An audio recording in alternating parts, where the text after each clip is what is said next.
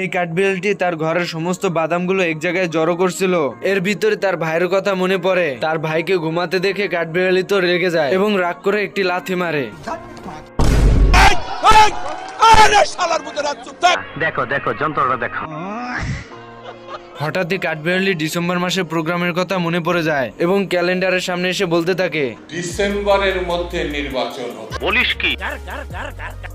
এর ভিতরে কাঠবিড়ালি হাঁসকে দেখতে পায়। এদিকে হাঁস বাগানের একটি ম্যাপ নিয়ে বলতে থাকে, টাকার সম্পত্তি থাকলে পরে বিয়ে একখানকে চার কেন করা যায়।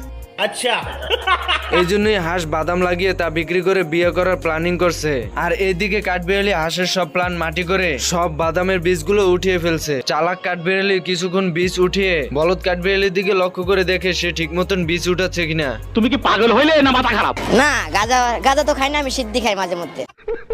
এই হাঁসটি কাঠবাদাম বস্তায় করে নিয়ে যাচ্ছিল আর এদিকে কাঠবিড়ালি বস্তার রশি খুলে সব বাদাম বের করে নেয়।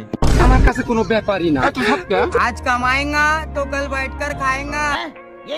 আর মানুষ পান নাই। হাঁস এদিক ওদিক তাকিয়ে কাঠবিড়ালিদেরকে বাদাম নিয়ে যেতে দেখে এবং পিছু পিছু গিয়ে কাঠবিড়ালি থেকে বাদামের বস্তাটা নিয়ে নেয়। এরপর কাঠবিড়ালিকে ধরার জন্য একটি ফাঁদ পেতে রেখে দেয়। এখানে কি হচ্ছে? এদিকে বলদ কাঠবিড়ালি বাদামের লোভ সামলাতে না পেরে বাদাম নিয়ে টানাটানি শুরু করে দেয়। এসব দেখে বড় কাঠবিড়ালি রেগে যায়। কামটা ভালো করতাছেন না।